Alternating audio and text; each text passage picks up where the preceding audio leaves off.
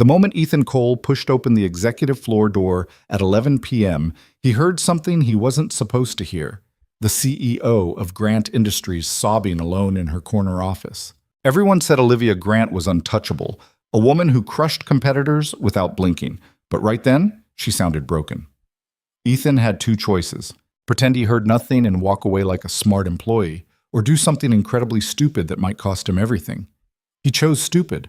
If you want to know what happens when a single dad janitor becomes the only person a powerful CEO can trust, stay until the end. Hit that like button and drop a comment telling me what city you're watching from. I want to see how far this story travels. The fluorescent lights in the Grant Industries tower hummed their usual monotonous tune as Ethan Cole pushed his cleaning cart down the marble hallway of the executive floor.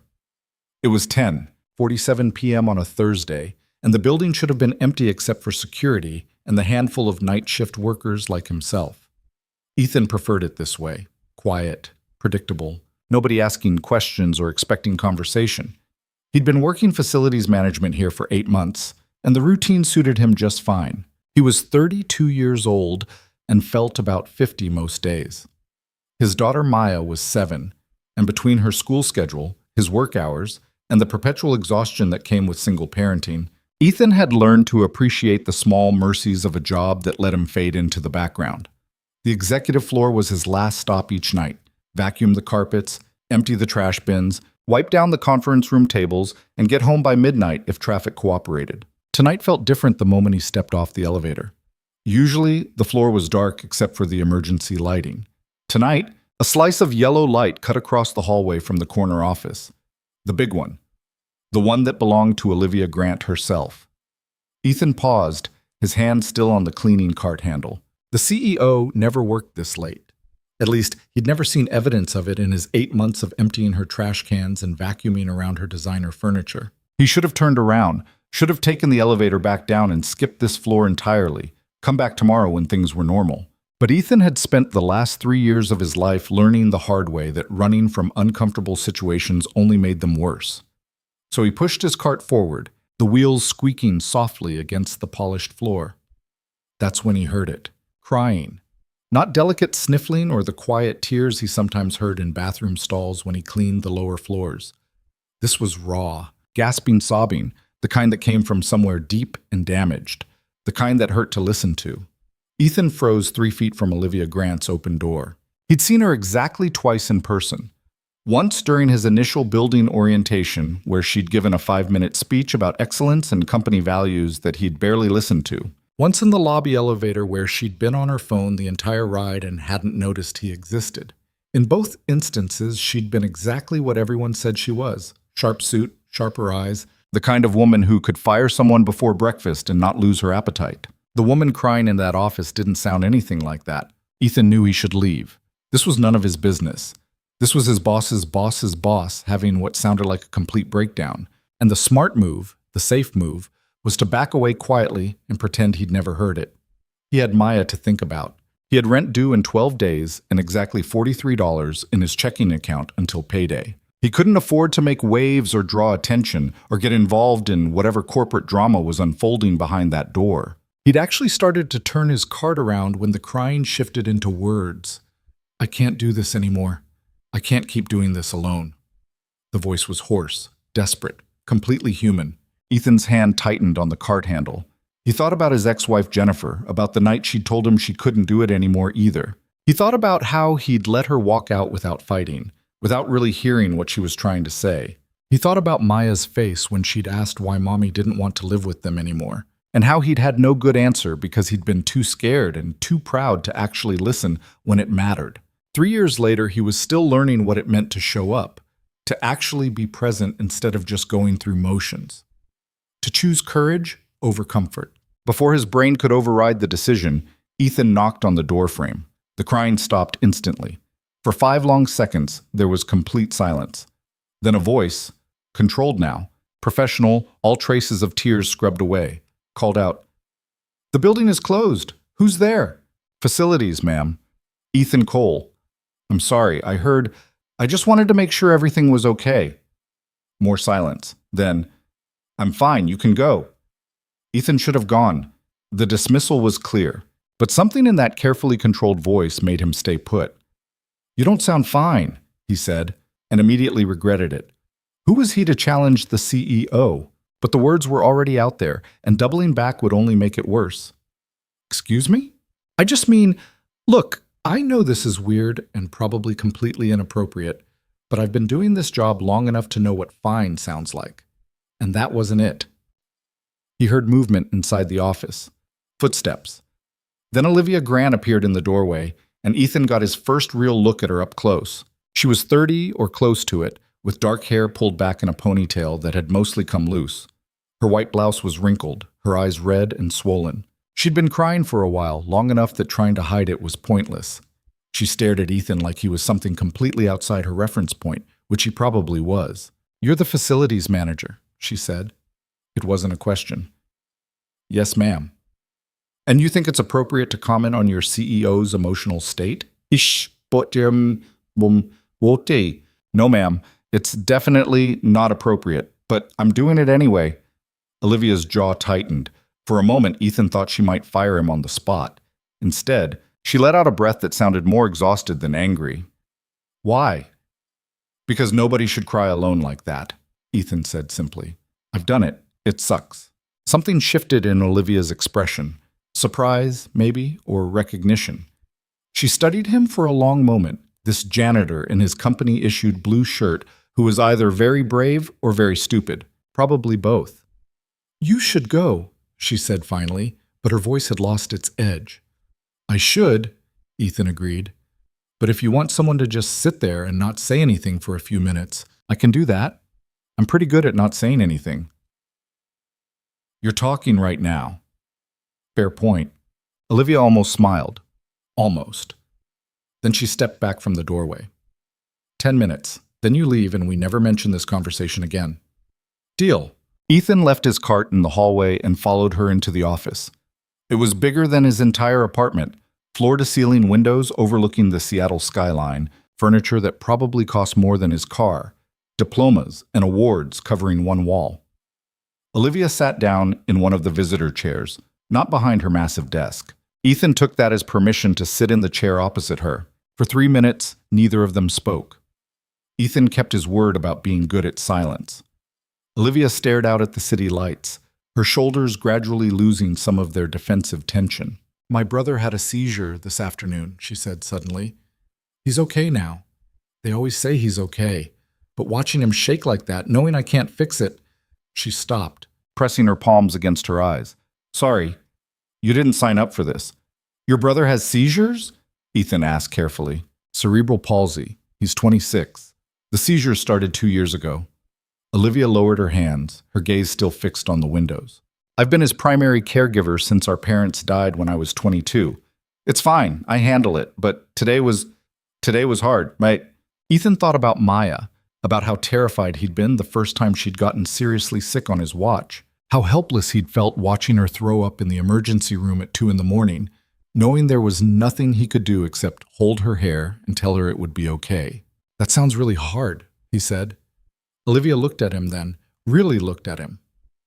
"You're not going to tell me it's all part of some bigger plan? That everything happens for a reason? No, sometimes things just suck and there's no good reason for it. Thank you."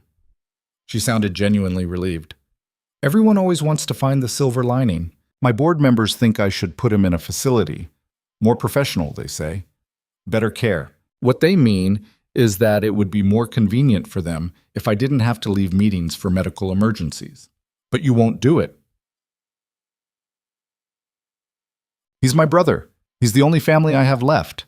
I'm not shipping him off so I can work longer hours for people who see him as an inconvenience." Her voice cracked slightly. "Even if some days I don't know how I'm going to keep doing both." Ethan nodded. "I get that. Different situation, but I get it. You have kids?" "A daughter, Maya. She's 7. "And her mother?" "Left 3 years ago. Said she couldn't handle being a parent, that it wasn't what she'd signed up for. Turns out I wasn't what she'd signed up for either." Ethan rubbed the back of his neck. "Took me a while to understand that I'd been so busy trying to be what I thought a husband should be that I never actually listened to what she needed. By the time I figured that out, she was already gone. I'm sorry." Don't be. It was probably the wake-up call I needed. I was a pretty terrible husband. I'm trying really hard not to be a terrible father. He smiled slightly. Some days I even succeed. Olivia studied him with an expression that was hard to read. Why are you telling me this? Because you told me about your brother. Seemed fair. I'm your boss. Yeah, but right now you're just someone having a bad day, same as anyone else. She shook her head slowly. I haven't been just someone in a very long time. That sounds lonely. It is. The admission seemed to surprise her. Everyone wants something. The board wants profits. My employees want direction. The media wants a story. My brother's doctors want signatures on forms. Nobody just wants... She stopped. Wants what? Nothing. Never mind. Ethan let the silence return. Through the windows, the Seattle skyline glittered like scattered diamonds. He checked his watch. His 10 minutes were almost up. He should leave. But something about the way Olivia was holding herself, like she was bracing against an invisible weight, made him ask one more question. When's the last time you ate something? She blinked. What? Food. When did you last eat? I had coffee this morning. That's not food. I'm fine. You keep saying that word. I don't think it means what you think it means. Ethan stood up. There's a diner 2 blocks from here. Opens at 11, stays open until 3. Best terrible coffee in Seattle. You want to get out of this office for an hour? Olivia stared at him like he'd suggested they rob a bank. You're asking me to get coffee with you. I'm suggesting that sitting in this office alone isn't helping. The diner isn't helping either, probably, but at least they have pie. And this is insane. You work for me. Technically, I work for the facilities contractor your company hired. So really, we both work for the same massive corporate entity. Very democratic. That's not how corporate hierarchy works. Probably not. Ethan headed for the door, then paused. Offer stands for 5 more seconds. After that, I'm going home because my daughter has a soccer game at 8 tomorrow morning, and I need at least 4 hours of sleep or I'm useless. You're serious? 4 seconds. Olivia stood up abruptly. This is a terrible idea. Probably. 3 seconds. If anyone sees us, it's almost 11 p.m. and the diner is in the opposite direction from anywhere important. 2 seconds. Fine. She grabbed her jacket from the back of her chair. But we're not calling it coffee. We're calling it a strategic debrief. Whatever helps you sleep at night. They took the stairs instead of the elevator, some unspoken agreement that making this as invisible as possible was the smart play. Ethan's cart was still parked on the executive floor, which meant he'd have to come back later, but future Ethan could deal with that problem. Present Ethan was too busy trying to figure out what he'd just done and why. The diner was exactly what he'd promised, terrible and perfect in equal measure. The fluorescent lights were too bright, the booths were held together with duct tape, and the coffee tasted like someone had filtered it through an old shoe. But it was open, it was warm, and the waitress didn't care who you were as long as you tipped. They slid into a booth in the back corner. Olivia looked completely out of place in her designer jacket and jewelry, but she also looked more relaxed than she had in her office. Ethan ordered coffee and asked about pie. Olivia ordered tea and nothing else. You should eat, Ethan said. I'm not hungry. Your body doesn't care if you're hungry. It needs fuel. The waitress returned with their drinks and a knowing look. Honey, listen to him. Men are useless at most things, but they're usually right about food. She dropped a menu in front of Olivia. Grilled cheese is good. So's the soup. Be back in 5. Olivia watched her walk away. Does everyone just tell you their opinions? Pretty much. I have one of those faces. Ethan dumped 3 sugars into his terrible coffee. So, strategic debrief. What are we strategically debriefing? I have no idea. This was your terrible idea. Fair, how's your brother doing now? Olivia wrapped her hands around her tea mug. He's fine, resting. His aide stayed late to make sure he was settled. I probably overreacted earlier. Or you reacted exactly how someone would react when watching their brother have a seizure. I'm supposed to be better than that, stronger. Says who? Says everyone. Says the board. Says the business magazines that keep putting me on covers with headlines about being unshakable. She took a sip of tea, made a face. This is terrible.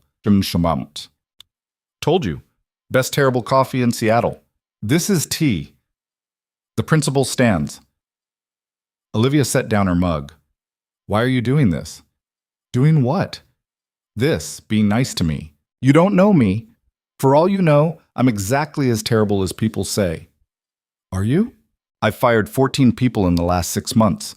I killed a product line that employed 30 more. I told my lead developer his code was embarrassing in front of the entire engineering team. Was it embarrassing? Yes, but I didn't have to say it like that. So you're human. Shocking. Olivia shook her head. You're very strange. I get that a lot. Usually from my daughter when I try to help with homework.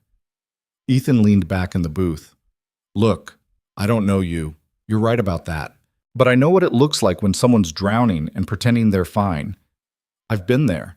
Hell, I'm probably still there some days. But I learned the hard way that you can't do everything alone, and pretending you can just makes the drowning worse. So this is what? Intervention by janitor?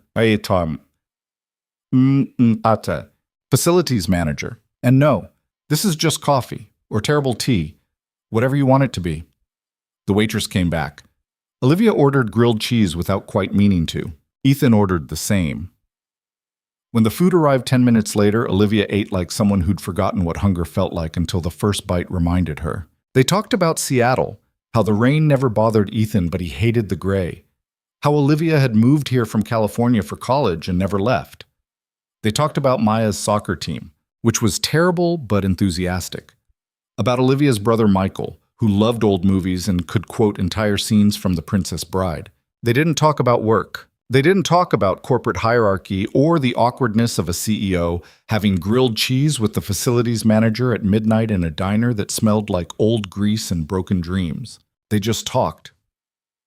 At 12:47 a.m., Olivia's phone rang. She glanced at the screen and immediately stood up. I have to go. Michael's aide. There's a problem. Is he okay? I don't know. I need to... She fumbled for her wallet. Go. I've got this. You don't have to... Go, Ethan repeated firmly. Take care of your brother. Olivia hesitated, torn between arguing and leaving. Leaving won. She was halfway to the door when she turned back. Thank you. For tonight. For listening. Any time. She almost smiled. Then she was gone, the diner door swinging shut behind her. Ethan paid the bill, left a generous tip he couldn't really afford, and walked back to the Grant Industries tower to retrieve his cleaning cart. The executive floor was dark and silent now, Olivia's office empty. He finished his rounds on autopilot, his mind replaying the last 2 hours. He'd done something monumentally stupid tonight. Inserted himself into his CEO's personal crisis, taken her to a diner, treated her like a normal person instead of the woman who could end his employment with a phone call. It was reckless and inappropriate and broke about 17 different professional boundaries. And yet, Ethan thought about that raw, desperate crying he'd heard through the office door. The way Olivia had looked when she talked about her brother, fierce and terrified in equal measure. The relief in her voice when he hadn't tried to find a silver lining or tell her everything happened for a reason. Sometimes people just needed someone to sit with them in the mess. No fixing, no advice, no judgment, just presence. He'd learned that lesson the hard way with Maya. The night she'd cried because her mother hadn't called on her birthday. Ethan had tried to fix it, to explain, to rationalize, to make it hurt less. Maya had just looked at him and said, Dad, can you just be sad with me for a minute?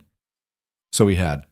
He'd sat on her bed and been sad with her, and eventually she'd fallen asleep with her head on his shoulder. And the next morning, she'd been okay. Not fixed, but okay. Maybe that's all tonight was. Just being sad with someone for a minute. Or an hour. Or however long it took. Ethan pushed his cart into the storage closet, clocked out, and drove home through empty Seattle streets. He had 4 hours until Maya's soccer game.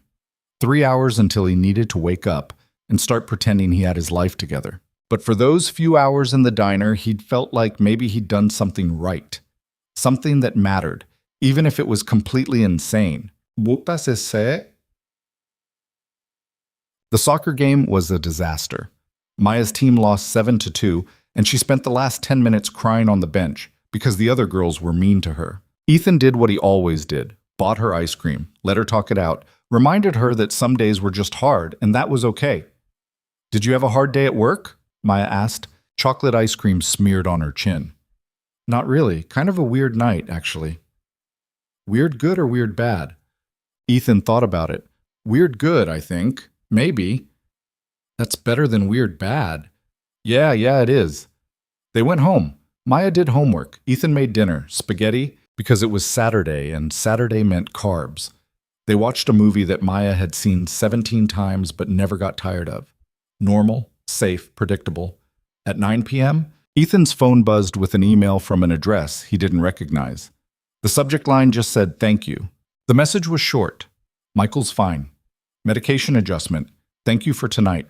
I needed that more than I realized."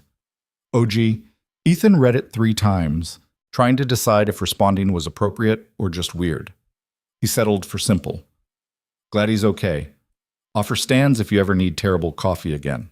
He hit send before he could overthink it, then put his phone down and went back to the movie.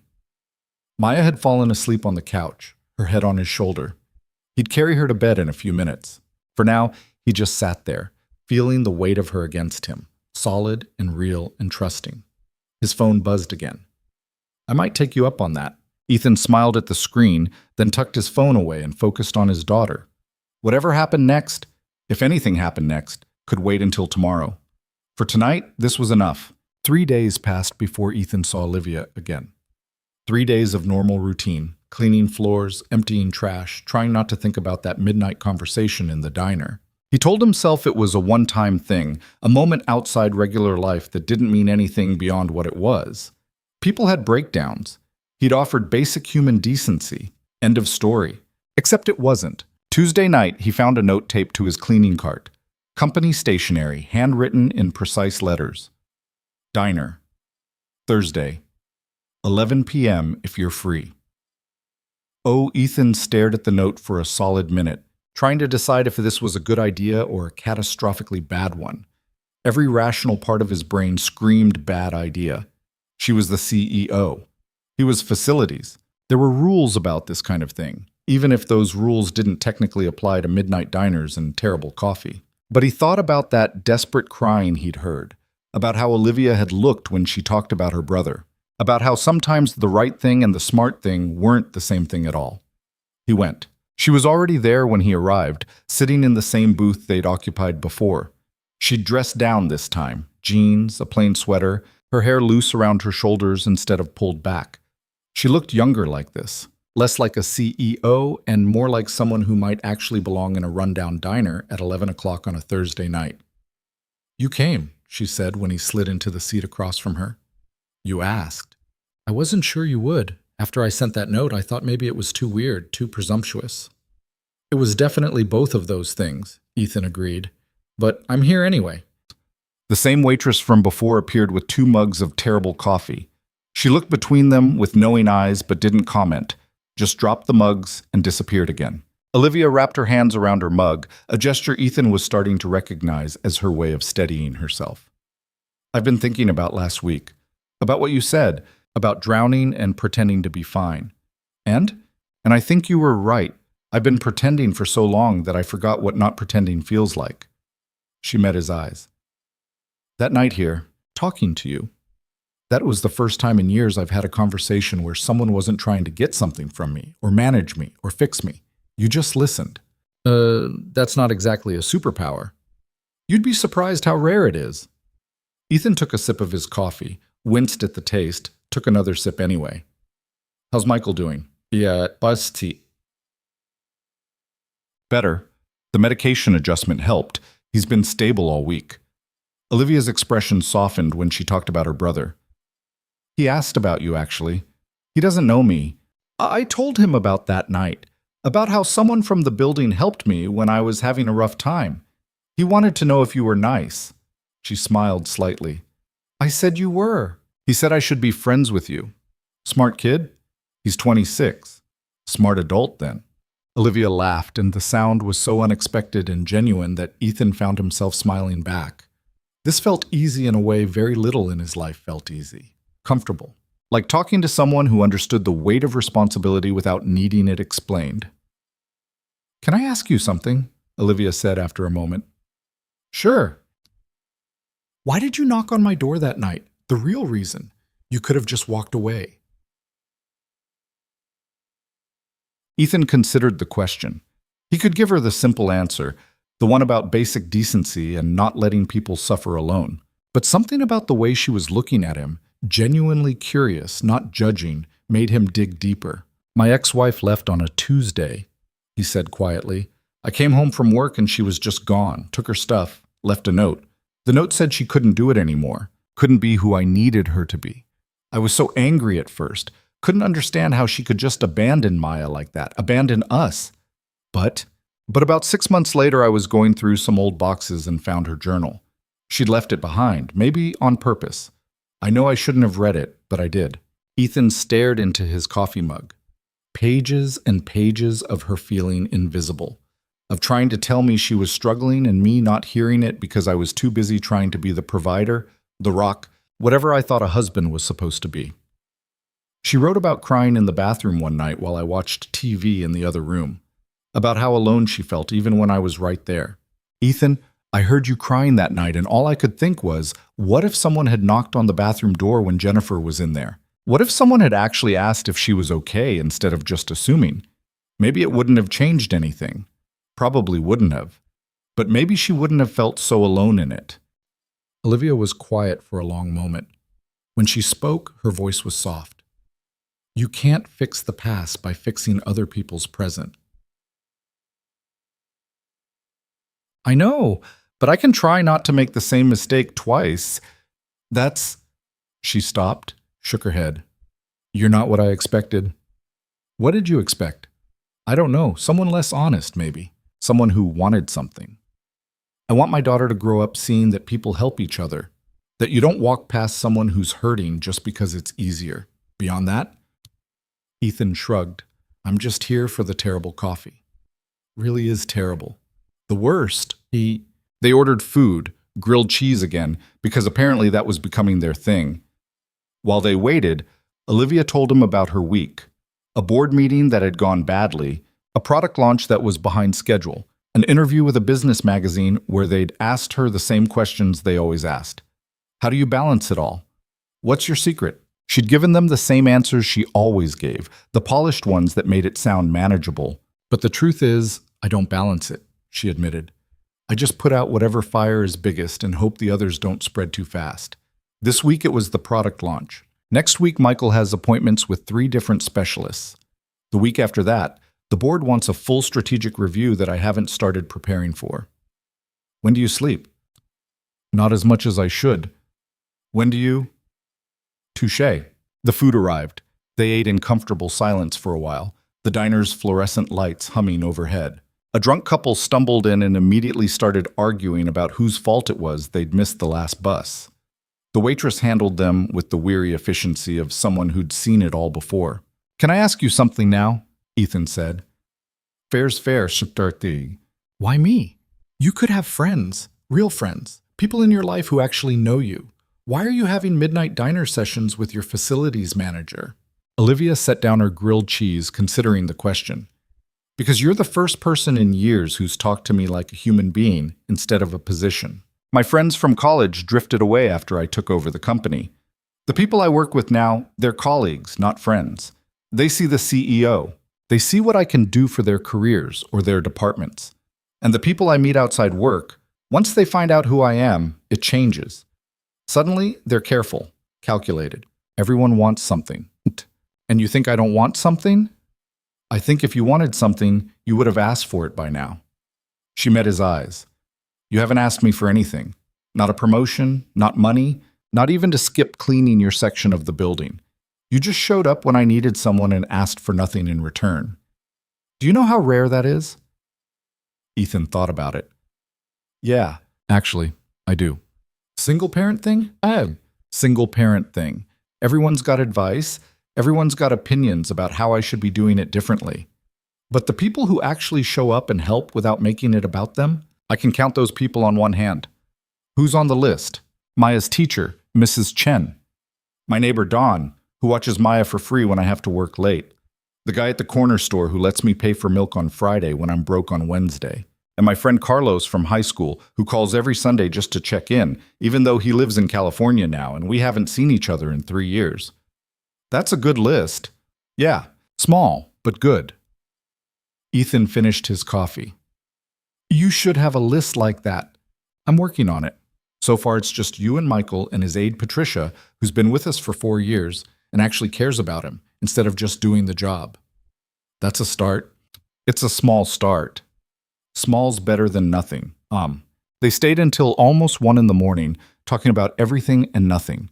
Olivia told him about growing up in California, about parents who'd built their own company and expected her to be exceptional at everything, about taking over Grant Industries at 24 after they died in a car accident, about learning to run a company while grief was still raw and her brother's care needs were becoming more complex. Ethan told her about growing up in Seattle, about parents who were fine but distant, about drifting through his 20s working construction and bartending until Maya was born, and suddenly he had to figure out what being responsible actually meant. About the terrifying realization after Jennifer left that he was completely on his own with a 4-year-old who deserved better than his best guess at parenting.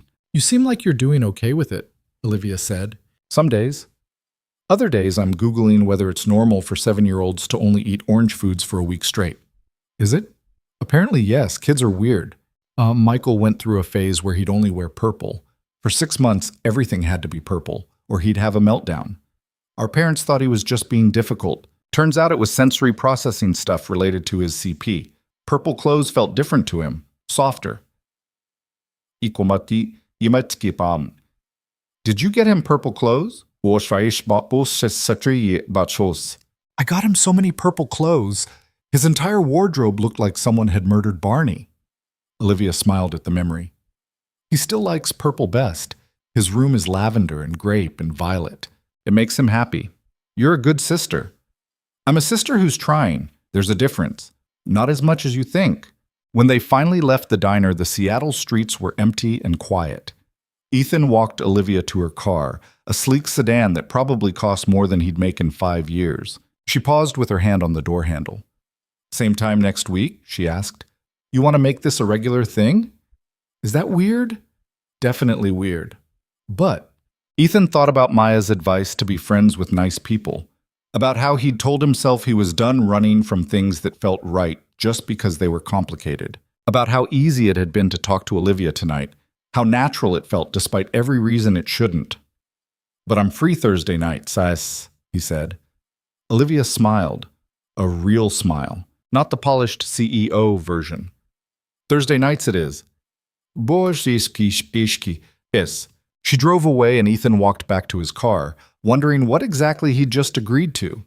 Regular midnight meetings with his CEO seemed like a recipe for disaster, but it also felt like the first genuinely good decision he'd made in a long time. The week started to fall into a rhythm. Ethan worked his normal shifts, did his normal routes, and every Thursday at 11 he met Olivia at the diner. They never talked about work. They talked about Maya's school struggles and Michael's doctor appointments, about bad movies and worse coffee, about the weight of responsibility and the loneliness of always being the one who had to be strong. It should have stayed simple, should have stayed contained to those Thursday nights in a diner where nobody knew either of them and nothing that happened there touched the rest of their lives. Then Michael's aide Patricia had a family emergency. Ethan got the text on a Wednesday night while he was helping Maya with homework. Patricia's mother had a stroke. She's flying to Phoenix tomorrow.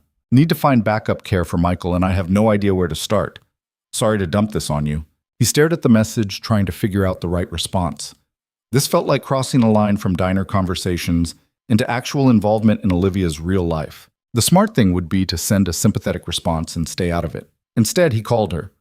Hey, Olivia answered on the second ring. She sounded exhausted. You didn't have to call.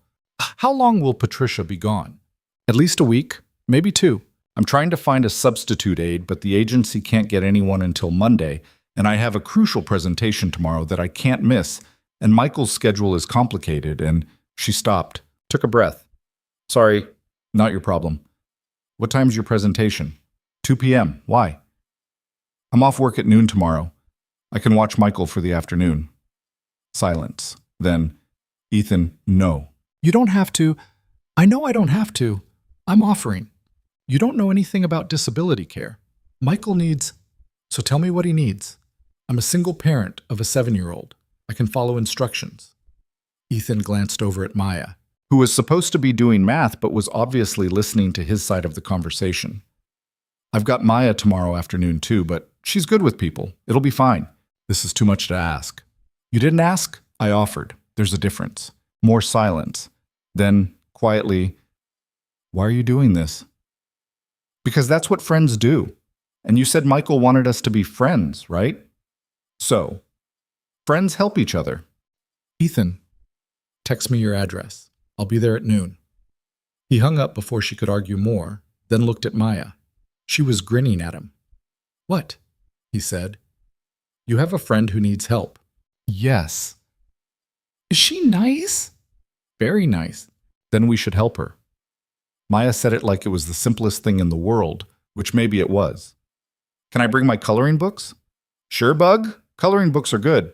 Olivia's apartment turned out to be in a high-rise downtown, the kind of building with a doorman and marble floors and elevators that move so smoothly you barely felt them. Ethan felt completely out of place walking through the lobby in his work clothes with Maya skipping beside him, her backpack stuffed with coloring books and snacks. Olivia met them at her door. She'd clearly been up for hours, professional clothes, perfect makeup, but her eyes had that exhausted look that no amount of concealer could hide. She stared at Maya like she'd forgotten Ethan had mentioned bringing her. Hi, Maya said brightly. I'm Maya. Dad says your brother likes movies. I like movies too. Do you have popcorn? Olivia blinked. Yes, I have popcorn. Cool. Yeah. Ethan put a hand on Maya's shoulder. Maybe let's start with introductions before we get to snacks. Olivia stepped back to let them in. The apartment was exactly what Ethan had expected. Modern, expensive, spotlessly clean. But it was also clearly lived in. Medical equipment in one corner, a specialized wheelchair by the window, photos on the walls of Olivia and a young man who had to be Michael. The photos showed them at various ages, kids at the beach, teenagers at what looked like a concert, recent shots of them at dinner or watching movies. In every photo, Olivia was looking at her brother with the same expression, fierce protectiveness mixed with genuine love. Michael's in his room, Olivia said. He knows you're coming, but he's nervous about meeting new people. It might take him a few minutes to warm up. That's okay, Maya said. I'm nervous about meeting new people too, but then they're usually nice and it's fine. Olivia looked at Ethan. He shrugged. She's better at this stuff than I am. They followed Olivia down a hallway to a bedroom that was indeed various shades of purple. Michael was in his wheelchair by the window, a tablet in his lap. He looked up when they entered, and Ethan could see the resemblance to Olivia immediately. Same dark hair, same sharp eyes. Michael's body was twisted in ways that spoke to his cerebral palsy, one hand curled against his chest, but his expression was alert and curious. Michael, this is Ethan and his daughter Maya, Olivia said gently. They're going to hang out with you this afternoon while I'm at my meeting. Is that okay? Michael's eyes moved from Ethan to Maya and back. When he spoke, his words were slow and slightly slurred, but clear enough. Liv says you're nice. We try to be, Ethan said. Do you like The Princess Bride? It's one of my favorites. Mine too. Michael's face lit up. Have you seen it a lot? Probably 20 times. I've seen it 47 times. Michael said this with obvious pride. Then he looked at Maya. Do you like it? I haven't seen it yet, Maya admitted. Is it good? Michael's eyes went wide. You haven't... Liv, she hasn't seen The Princess Bride. I know, Olivia said, fighting a smile. Tragic, right? We should watch it. Can we watch it? Michael looked at Ethan hopefully. That's up to your sister. Olivia checked her watch. I have to leave in 10 minutes. Michael, did you take your morning medication? Yes. And you'll tell Ethan if you need anything. If you feel weird or tired or, Liv, I'm fine. Go to your meeting. We're going to watch The Princess Bride, and it's going to be awesome. Olivia hesitated, torn between responsibility and trust. Ethan recognized the look. He wore it every time he had to leave Maya with someone new. I've got this, he said quietly. I have your number. Michael has Patricia's emergency contact list. We'll be fine. His medication schedule is on the fridge. If he seems confused or dizzy, I'll call you. I promise. Olivia looked at Michael, then at Ethan, then at Maya, who was already pulling coloring books out of her backpack. Finally, she nodded. Okay, I'll be back by 5. She kissed Michael's forehead. Be good. I'm always good. You're sometimes good. Fine, I'm sometimes good. After Olivia left, the apartment felt quieter. Michael watched Ethan with cautious curiosity, while Maya spread her coloring books across the coffee table like she owned the place. So, Ethan said, The Princess Bride. Should I make popcorn first? Always popcorn first, Michael said seriously. That's the rule. Yeah. They watched The Princess Bride. Michael quoted every line, his face glowing with joy when Ethan and Maya laughed at the right parts. Maya declared it the best movie she'd ever seen and immediately asked if they could watch it again. Michael looked at Ethan hopefully. Let's take a break first, Ethan suggested. What else do you like to do? I like to draw, but it's hard. Michael held up his twisted hand. My hands don't work right. Can I see your drawings? Michael directed him to a folder on the desk. Inside were dozens of sketches. Messy, childlike, but clearly made with care. Superheroes and spaceships and what looked like portraits of Olivia. These are great, Ethan said honestly. They're not good like real artists. They're good like you, that's different. Maya had wandered over to look. I like this one. She pointed to a drawing of a purple dragon. Can I color one? I'm really good at coloring. Michael's face went uncertain. You want to color my drawing? Only if that's okay. I won't mess it up, promise. Okay, yeah, that would be cool. They spent the next hour with Maya carefully coloring Michael's dragon drawing while he watched and gave feedback on which purples to use. Ethan made sandwiches that nobody ate because they were too focused on the artwork. When the dragon was finished, Michael asked if he could keep it. It's yours, Maya said. I just colored it. You made it. We made it together. Then it's ours together.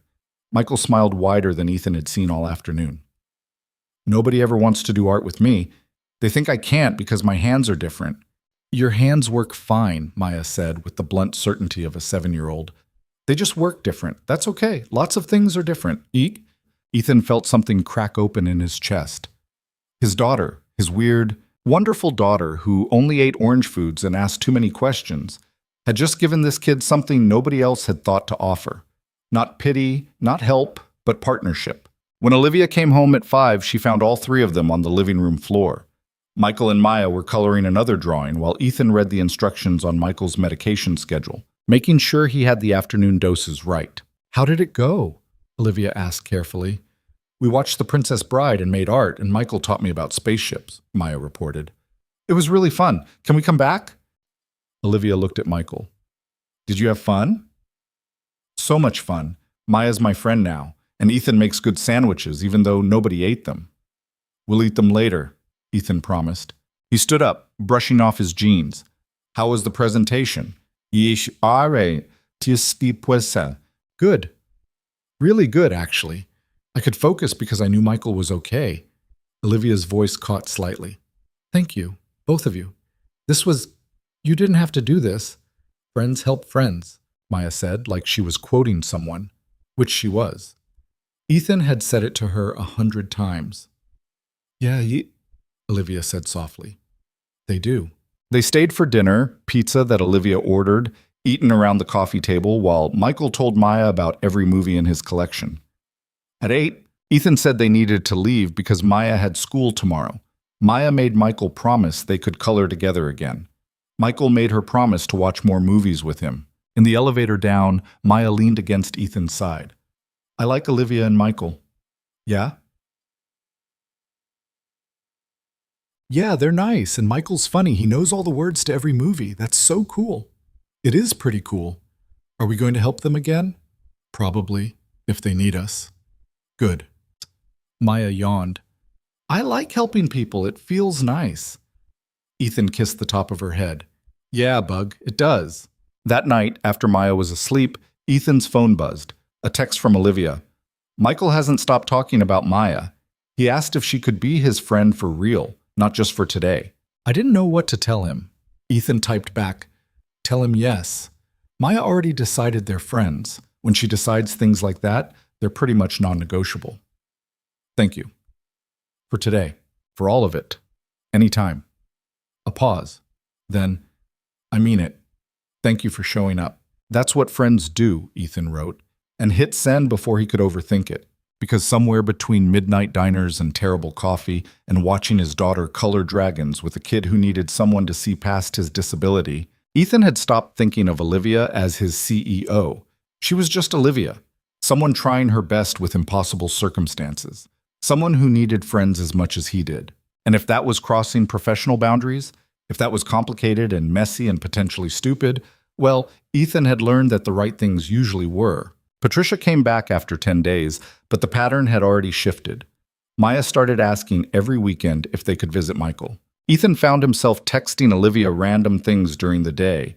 A funny sign he'd seen, a question about what 7-year-olds actually needed to know about fractions. She'd text back with her own observations, complaints about board meetings, photos of Michael doing something that made her laugh. The Thursday diner sessions continued, but now they felt like part of something bigger instead of isolated islands of honesty. Ethan started noticing things about Olivia that contradicted everything her public image suggested. She was funny in a dry, unexpected way. She second-guessed herself constantly about Michael's care, convinced she was failing him even when she clearly wasn't. She ate her grilled cheese in exactly 6 bites, always, like she'd calculated the most efficient method and stuck to it. "That's weird," Ethan said one night, watching her execute the 6-bite routine with perfect precision. "What's weird?"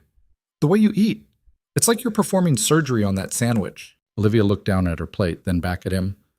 "I've always eaten like this. Since I was a kid. 6 bites feels right. Most people don't count." "Most people aren't running a Fortune 500 company while trying to keep their brother alive and healthy." "Fair point, that's..." She set down the last bite, leaving it uneaten. "My parents used to tell me I was too rigid, too controlled. They wanted me to be more spontaneous, more flexible. But being controlled is how I survived after they died. Structure keeps things from falling apart."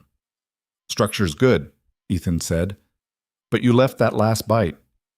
"I always leave the last bite." "Why?" Olivia stared at the abandoned piece of grilled cheese. "I don't know. Control, I guess. Proving I can stop before something's finished, that I'm not..." She stopped. "Not what?" "Not desperate. Not out of control. Not the mess I sometimes feel like inside." Ethan reached across the table and ate her last bite. She stared at him. "What are you doing?" "Eating your food. You weren't going to." "That's not the point." Sure it is. The point is that sometimes you need someone to show you it's okay to not finish things perfectly. That the world doesn't end if you break your own rules." He grinned. "Plus it tasted good and I was still hungry." Olivia shook her head, but she was almost smiling. "You're impossible. I get that a lot." Things felt easy between them now. Natural. Like they'd known each other for years instead of weeks. Ethan caught himself thinking about her at odd moments, wondering what she'd think of something Maya said, whether she'd had a good day, if Michael's latest doctor appointment had gone okay. It felt comfortable and dangerous at the same time, this sliding from strangers to friends to something that didn't have a clear name yet. Then the crisis hit. It was a Tuesday morning when Ethan got called into his supervisor's office. Dale Freeman was a decent guy, former military, ran facilities management like a ship that needed to stay afloat through sheer discipline and order. He looked uncomfortable when Ethan walked in, which immediately set off alarm bells. "Sit down, Cole," Dale said. Ethan sat. "What's going on?" "I got a call from HR yesterday about you and Miss Grant." The bottom dropped out of Ethan's stomach. "What about us?" "Apparently, someone saw you two at a diner, multiple times, late at night, and you were spotted leaving her apartment building a few weeks ago." Dale leaned back in his chair. "Want to tell me what's going on?" "We're friends," Ethan said carefully. "That's all. Friends." "Yes. The CEO of this company is friends with one of our facilities managers." "Is that against policy?" "You know damn well it creates problems, perception problems. What happens when someone claims you're getting special treatment? When someone says you're only keeping your job because you're sleeping with the boss? I'm not sleeping with her." "Doesn't matter. The appearance is enough." Dale ran a hand over his face. "Look, I like you. You're a good worker. You show up on time. You don't cause problems. But this thing with Grant, it's a liability for you and for the company. So what are you saying? I'm saying you need to shut it down. Whatever's happening between you two, it ends. Or I have to let you go. Ethan's hands clenched on the arms of his chair. You're threatening to fire me for having coffee with someone. I'm protecting the company from a potential lawsuit. If this relationship goes south and she claims harassment, or you claim favoritism, or any of a dozen other scenarios, we're all screwed. So yeah, I'm telling you to end it. That's the deal. Chapi. And if I don't? Dale's expression hardened. Then we'll find a reason to terminate you within the month. Won't be hard. Everyone breaks a rule eventually. We'll just start watching until you do. Ethan stood up. His whole body felt cold and tight. Is that legal? You want to lawyer up over coffee dates with your boss? Be my guest. But you know how that ends. You'll spend money you don't have fighting a battle you won't win, and you'll still be unemployed at the end of it. Dale's voice softened slightly. Walk away, Cole. It's the smart play. The smart play? Ethan repeated numbly. Yeah, sometimes that's all we get. Ethan left the office and made it to his car before the shaking started. He sat in the parking garage, gripping the steering wheel, trying to breathe through the panic. He needed this job. Maya's school fees were due next month. The car needed new brakes. He had $47 in savings and a daughter who depended on him to keep their world stable. And walking away from Olivia was the price of that stability. He didn't call her right away. Spent 2 days trying to figure out how to explain it, what words would make sense of the impossible choice he was being forced to make. But Olivia texted him first. Thursday still good? I found an even worse diner. Ethan stared at the message for 10 minutes before typing back. Can we meet earlier? I need to talk to you about something. Is everything okay? Not really. Can you do 6 p.m.? I'll be there. She was already in the booth when he arrived, and the worry on her face made everything worse. Ethan slid into the seat across from her and tried to find a way to start this conversation that wouldn't feel like he was ripping something important into pieces. What happened? Olivia asked before he could speak. My supervisor called me in yesterday. Someone saw us together, multiple times. They think we're... He stopped, started again. They're saying it's a conflict of interest, that I'm getting special treatment, or that we're involved in ways that create liability for the company. Olivia's face went very still. Are they threatening your job? They gave me a choice. Stop seeing you or they find a reason to fire me. That's illegal. Maybe, probably, but fighting it would cost money I don't have and time I can't afford. And even if I won, I'd still be the guy who sued his employer. Nobody wants to hire that guy. Ethan forced himself to meet her eyes. I can't lose this job, Olivia. I can't put Maya through that instability. I'm barely making rent as it is. So you're ending this. Her voice was flat, carefully controlled. I don't want to, but I don't know what else to do. You could fight back. I could fight back. I'm the CEO. You can what? Tell them you're friends with the facilities manager and they need to back off? That makes it worse. That proves we're exactly what they're worried about. Ethan's hands were shaking. He pressed them flat against the table. This was always going to be complicated. We knew that. We just didn't want to admit it. So that's it. You're just walking away. I'm protecting my daughter. That's what I have to do, Schatz. Olivia's expression cracked then, pain bleeding through the control. Right. Of course. Your daughter. That's more important than... She stopped, looked away. I understand. Olivia? No, you're right. You have priorities, responsibilities. I get it. She grabbed her jacket, started sliding out of the booth. I should go. Wait, please. She paused, not looking at him. I'm sorry, Ethan said quietly. This isn't what I wanted. But it's what you're choosing, but it's what I have to choose. Olivia finally looked at him, and the expression in her eyes gutted him. Do you know what the worst part is? I actually believed you were different, that you'd stick around. Everyone always leaves, Ethan. Everyone finds a reason. Usually it's that Michael's too much work, or I'm too demanding, or they just can't handle the pressure. But you, I thought you understood. I thought you saw past all the complicated parts to something worth staying for. I do. I did. But not enough. She stood up fully now. Not enough to actually fight for it. So yeah, you're just like everyone else. You're just better at pretending you're not. She was gone before Ethan could respond, the diner door swinging shut behind her. He sat there alone, staring at the empty seat across from him, feeling like he'd just made the biggest mistake of his life, while simultaneously knowing it was the only choice he could make. The waitress came over. You want coffee? Oh. But oh. No, thanks. I'm leaving. Lover's quarrel? Something like that. For what it's worth, she looked at you like you mattered. Don't see that much anymore. Ethan paid for 2 coffees they hadn't ordered and drove home.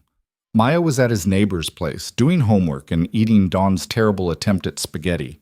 Ethan picked her up, thanked Dawn, got Maya home and into bed. She asked why he seemed sad. He said he was just tired. She made him promise to sleep better. He promised, knowing he wouldn't. That night, lying in bed staring at the ceiling, Ethan ran through every possible scenario, quitting and finding another job, but that meant no income while he searched, and he'd still need a reference from Grant Industries. Fighting the ultimatum, but that meant lawyers and money and burning bridges he couldn't afford to burn. Asking Olivia to help, but that just proved everything the company was worried about and put her in an impossible position. Every path led to the same conclusion. Walking away was the only option that kept Maya's world stable. And stability was what she needed. She'd already lost her mother. She couldn't lose her home, too. He texted Olivia in the morning. I'm sorry for all of it. I hope you and Michael are okay. She didn't respond. The silence stretched into days. Ethan went to work, did his job, avoided the executive floor. Maya asked about Michael twice. Ethan told her they were busy right now. She accepted this with the easy faith of a 7-year-old who believed adults had good reasons for their decisions. Ethan felt like he was walking through fog. Everything was muted and distant. He'd made the right choice. The responsible choice. So why did it feel like he'd carved out something essential and left it bleeding in a diner booth? On Thursday night, he drove past the diner without stopping. The lights were on. He wondered if Olivia was inside, waiting for someone who wouldn't show. Probably not. She was smarter than that. She'd already written him off as another person who left when things got difficult. And maybe she was right. Friday morning, Ethan was cleaning the third-floor bathrooms when his phone rang. Unknown number. He almost didn't answer, but something made him pick up. Mr. Cole? A woman's voice, professional and clipped. Yes? This is Margaret Chen from Grant Industries Human Resources. I need you to come to my office immediately. Ethan's stomach dropped. Is there a problem? We need to discuss your employment status. How soon can you be here? I'm in the building. I can be there in 10 minutes. Make it 5. She hung up. Ethan stood there, phone still pressed to his ear, trying to breathe. This was it. They'd found their reason. He was being fired, and Maya's stability was about to crack into pieces. He made it to HR in 4 minutes. Margaret Chen was exactly what her voice suggested. Mid-50s, perfectly professional, the kind of person who'd probably never had a messy emotion in her life. She gestured him to a chair without preamble. Mr. Cole, we've received a complaint about your conduct. From who? That's confidential. But the allegation is that you've been pursuing an inappropriate relationship with Ms. Grant. Specifically, that you've been using your position to gain access to her, and that you've been seen leaving her residence on multiple occasions. That's not, we're friends. That's all. So you admit to having a personal relationship with the CEO. We've had coffee a few times. I helped with her brother when his aide was out of town. There's nothing inappropriate about it. Margaret folded her hands on her desk. Mr. Cole, I'm sure you understand that the appearance of impropriety is just as damaging as actual impropriety. A facilities manager having regular contact with the CEO outside of work creates complications. So what are you saying? I'm saying that effective immediately, you're being transferred to a different location, one of our satellite offices across town. Different building, different management structure. No interaction with Ms. Grant. Your pay and benefits remain the same. Consider it a lateral move. Ethan stared at her. You're moving me to get me away from Olivia.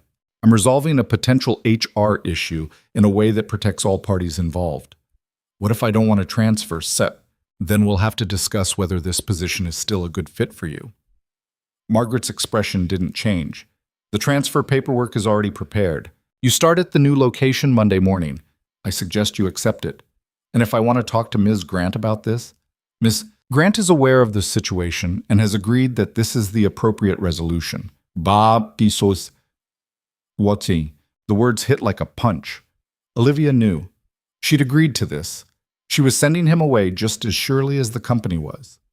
Fine, Ethan said. I'll take the transfer. Excellent. You'll receive the details by email within the hour. Margaret stood, clearly dismissing him. Thank you for your cooperation, Mr. Cole. Ethan walked out of HR in a daze. He made it to his car before the anger hit. Olivia had agreed to this. She'd let them shuffle him off to another building like he was a problem that needed solving instead of a person she claimed to care about. She'd accused him of walking away, but she was the one who'd signed the paperwork. He drove to her building without thinking it through, parked illegally in front, and took the elevator to the executive floor. Her assistant tried to stop him, but he walked past her and straight into Olivia's office. She was on the phone. She looked up when he entered, her expression flickering from surprise to something that might have been pain before settling into professional neutrality. She ended her call. Ethan, you shouldn't be here. You agreed to the transfer. I did what I had to do. You told me I was walking away, that I was like everyone else who left. And then you did exactly the same thing. Olivia stood up, her hands pressed flat on her desk. I protected your job. They were going to fire you. I negotiated the transfer so you'd still have income, still have benefits. I kept you employed. You pushed me away. Show it. I kept you safe. Her voice cracked. Do you think I wanted this? Do you think I wanted to sign paperwork that guaranteed I'd never see you again? But what was the alternative? Let them destroy your career because we had coffee together? We could have fought it and lost. We both know how that ends. Olivia's shoulders sagged. This way you get to keep supporting Maya. You get to keep your stability. Isn't that what you said you needed? What about what you need? Well, what I need doesn't matter. It never has. That's not true. Isn't it? My parents needed me to take over the company. Michael needs me to keep him safe and healthy. The board needs me to make profitable decisions. You needed me to fix this situation so your daughter wouldn't suffer. Everyone needs something, and I give it to them, and then they leave anyway. She looked away. At least this way you're leaving with your life intact. Sachumet? John? Ethan wanted to argue, wanted to tell her she was wrong, that this wasn't the same, that he cared about her as more than just someone who could solve his problems. But standing in her office, seeing the exhaustion and resignation in her face, he realized she was already gone. She'd already written this ending.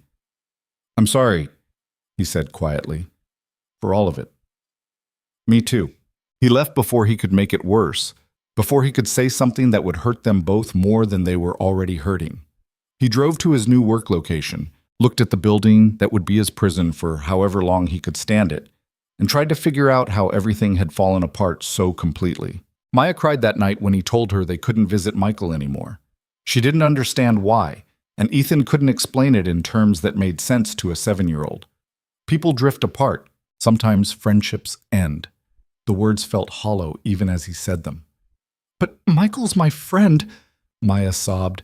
And Olivia was nice. Why can't we see them? It's complicated, Bug. That's what adults always say when they mess things up. She wasn't wrong. The weekend was miserable. Ethan tried to distract Maya with a trip to the zoo, but she just moped around looking at animals without really seeing them. He tried making her favorite orange foods. She picked at them. Finally, on Sunday night, she looked at him with red-rimmed eyes and said, You liked Olivia, didn't you? Yeah, I did. More than just friends? Ethan considered lying. Decided Maya deserved better. Yeah, more than just friends. Then why did you stop? Because sometimes things get complicated and you have to make hard choices. Did you make the right choice? I made the safe choice. That's not the same thing. No, it really wasn't. Monday morning, Ethan started at the new location. Different building, different crew, different routine. Everything felt wrong. The supervisor was fine, the work was identical. But every time he pushed his cleaning cart down a hallway, he thought about the executive floor at Grant Industries. About finding Olivia crying in her office, about Thursday nights and terrible coffee, and the way she'd looked at him like he was someone worth knowing. He'd chosen safety, chosen stability, and it felt like dying by inches. 3 weeks passed. Maya stopped asking about Michael, but she didn't stop being sad about it. Ethan went through motions: work, home, parenting, sleep. He thought about calling Olivia 100 times. Never did. What would he even say? Sorry I chose my daughter's security over whatever we were building? Sorry you agreed to push me away? Sorry we both got exactly what we thought we wanted and it turned out to be completely wrong. Then on a Thursday night, Ethan drove past the diner again. He'd been avoiding it, but tonight something pulled him there. Muscle memory, maybe. Or just the need to sit in the place where things had felt right before they'd fallen apart. The diner was nearly empty. He took their usual booth and ordered terrible coffee.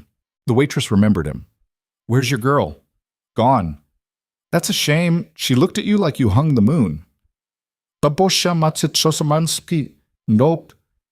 "Yeah, well, sometimes the moon falls down anyway." "It Borseka Mesin." He was halfway through his coffee when someone slid into the seat across from him. Ethan looked up, and there she was. Olivia, looking exhausted and sad and real. "Hi," she said. "Hi. I was driving past. Saw your car." She wrapped her hands around the mug the waitress had automatically brought her. "Couldn't make myself keep going. How are you?" "Terrible." "You?" "Same." They sat in silence for a moment. Then Olivia said, "Michael won't stop asking about Maya. He doesn't understand why she doesn't visit anymore. I've tried explaining, but he just keeps saying she promised they were friends. Maya's devastated. She thinks she did something wrong. She didn't. Neither did you." Olivia's voice was rough. "I've been thinking about what you said, about making the safe choice versus the right choice. I think we both chose safety, and I think we were both wrong. My job, I quit." Ethan stared at her. "What?" "I gave my notice yesterday. 4 weeks and I'm done with Grant Industries." "Olivia, you can't. That's your company, your whole career. It's a job. One that was eating me alive." She met his eyes. "I've been CEO since I was 24. I've given that company everything, my 20s, my 30s, every ounce of energy I had. And for what? So the board can police who I'm friends with? So I can keep sacrificing pieces of my life to make other people comfortable? I'm done." "What are you going to do?" "Baichu yinan parasu." "I don't know yet. Figure it out as I go, I guess. But I know I can't keep living like this. Isolated, controlled, alone." Her hands tightened on her mug.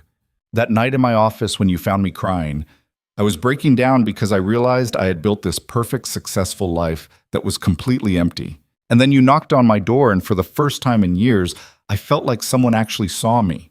Not the CEO, not Michael's sister, just me." "I did see you. I do." "Then why did we let this die?" "Because I was scared. Because protecting Maya felt more important than fighting for something that seemed impossible. And now I'm realizing that maybe the impossible things are the ones worth fighting for. That maybe showing Maya it's okay to take risks for things that matter is better than teaching her to always play it safe." Ethan leaned forward. "But you shouldn't have quit your job for this. For me. I didn't quit for you. I quit for me. You were just the wake-up call that helped me see what I was doing to myself." Olivia smiled slightly. "Though I'd be lying if I said you weren't part of the equation. What about the conflict of interest? Not my problem anymore. In 4 weeks, I'll just be someone who used to work at Grant Industries. And you'll just be a facilities manager at a satellite office who happens to know my brother really likes purple and terrible movies." "That's it? That simple?" "Nothing about this is simple, but maybe it doesn't have to be as complicated as we're making it." Ethan thought about Dale's ultimatum, about choosing safety over everything else, about Maya asking if he'd made the right choice and him having no good answer. "I have 4 weeks left too," he said slowly. "What?" What? I've been thinking about quitting, getting a different job, Something with normal hours so I can actually be present for Maya instead of working nights and missing everything. I just didn't have the guts to actually do it. He looked at Olivia. But if you can walk away from your whole career, I can probably manage to find a different janitorial position. You're serious? Yeah, I think I am. Tris. Olivia's eyes filled with tears. This is insane. We're both quitting our jobs because of coffee dates and terrible diners. We're quitting our jobs because we're both tired of being safe instead of happy. Happy's not guaranteed. No, but it's worth trying for, das. They stayed until the diner closed, talking through possibilities and fears and what came next. Ethan told her about a facilities supervisor position he'd seen at a hospital, better pay, and day shifts. Olivia told him about consulting offers she'd been ignoring for years, chances to work on her own terms instead of the board's. When they finally left, Olivia walked him to his car. "Can I see Maya and Michael together again?" she asked. "I think they both need it." "This weekend?" "Yeah, this weekend sounds perfect." Ethan wanted to kiss her. The impulse was sudden and overwhelming. But this was fragile still, newly rebuilt from broken pieces.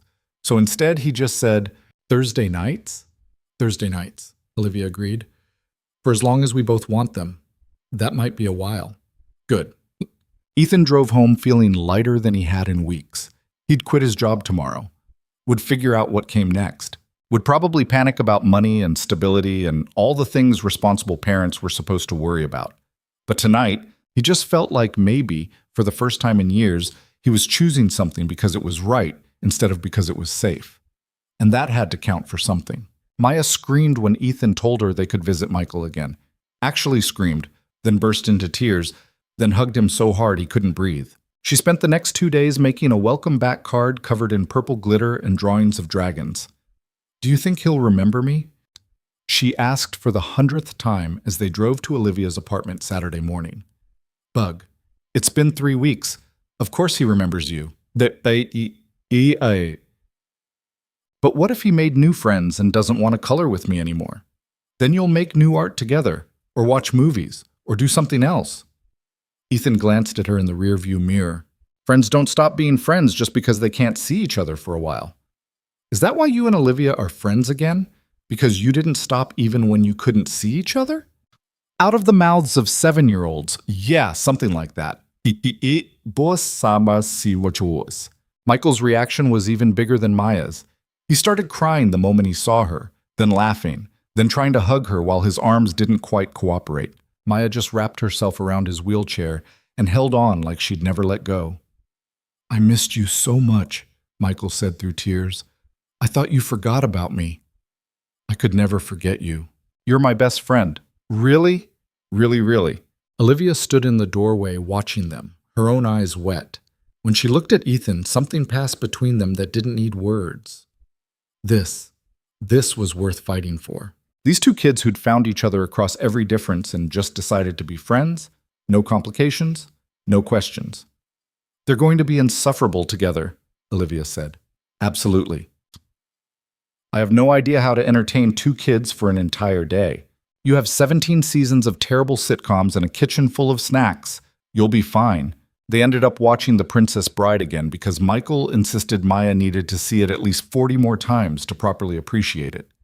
Olivia made popcorn. Ethan made sandwiches that everyone actually ate this time.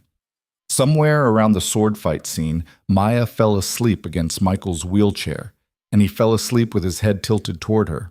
And Ethan looked at Olivia across the room and felt something settle in his chest that had been restless for weeks. "Come here," Olivia mouthed silently. He crossed to where she stood by the window. The Seattle skyline stretched out below them, gray and drizzling as always. She took his hand, and it felt like the most natural thing in the world. "I gave my official notice yesterday," she said quietly. "The board's scrambling to find a replacement. They offered me double my salary to stay." "What did you say?" "I said no amount of money is worth being this miserable. They didn't take it well." She smiled slightly. Margaret from HR looked like I'd personally insulted her life choices. "To be fair, you kind of did." "I kind of did." Olivia leaned against him just slightly, testing. He put his arm around her shoulders and she relaxed into it. "I'm terrified, Ethan. I've been the CEO for so long I don't know who I am without it. What if I made a huge mistake? What if I can't figure out what comes next? Then you'll figure it out messy, like everyone else does. I don't do messy well. You're doing it right now. Seems like you're managing. She looked up at him. Am I? Managing? Well, you're here. You're breathing. You haven't spontaneously combusted from lack of structure. I'd say that counts. The bar is very low. Welcome to normal life. The bar is always low, and we're all just trying to clear it. Olivia laughed softly. They stood like that for a while, watching the kids sleep and the rain streak the windows.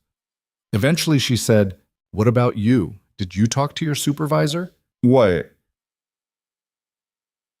"Gave my 2 weeks this morning. Dale tried to talk me out of it, said I was throwing away a steady job for no good reason. I told him I had a very good reason, just not one I felt like explaining." "Do you have another job lined up?" "Interview Tuesday at Seattle General Hospital. Facilities supervisor position, day shift, better pay.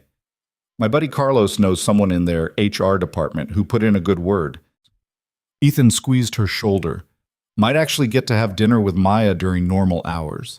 Be at her school events. Radical concept. What if you don't get it?" Then I'll find something else. I've been broke before. I know how to make ramen stretch." "That's not a plan." It's the only plan I've got right now." He looked down at her. "We're both jumping without nets here. That's terrifying. But staying where we were? That was worse." "Was it, though? I had security, income, purpose. You had misery and isolation and a board of directors who thought your brother was an inconvenience." Ethan turned her to face him. "Look at Michael right now. Look at how happy he is. When's the last time you saw him like that?" "Mo ozisi isi is." Olivia looked at the kids, still tangled together in sleep. "Not since before our parents died. Maybe not even then. That's worth more than any salary. I know, I do. It's just, what if I can't do this? What if I'm only good at being the controlled, perfect CEO and everything else falls apart?" "Then it falls apart, and we figure it out. Together." "Together," Olivia repeated. "That's new for me." "Yeah, me too."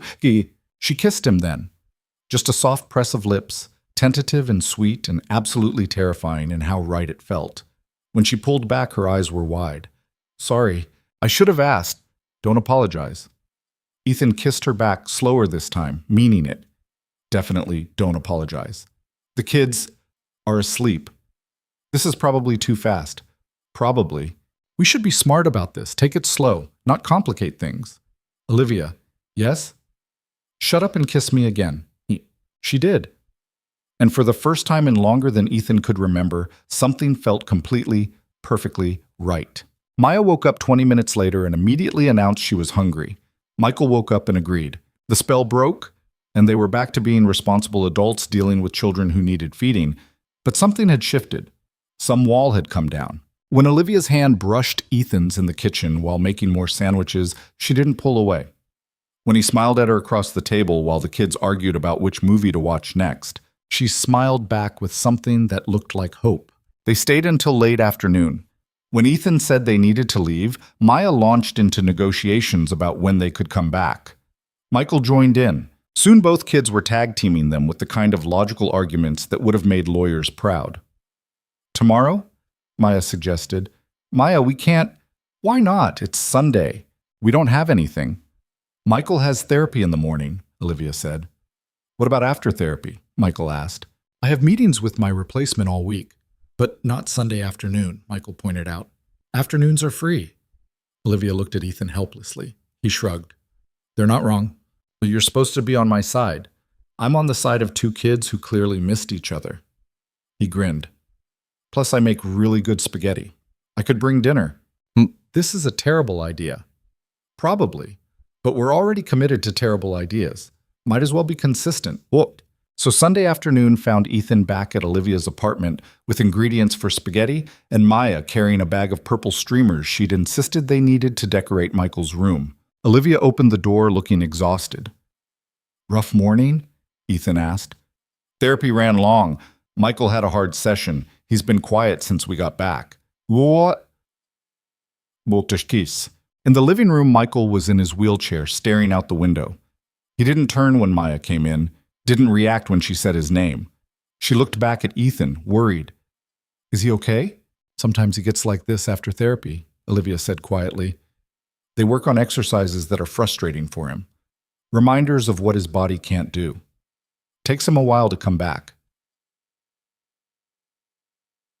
Maya walked over to Michael's wheelchair.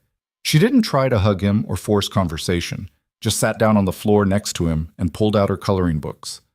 I brought the dragon we made, she said. I thought maybe we could make another one. A purple one this time, since that's your favorite.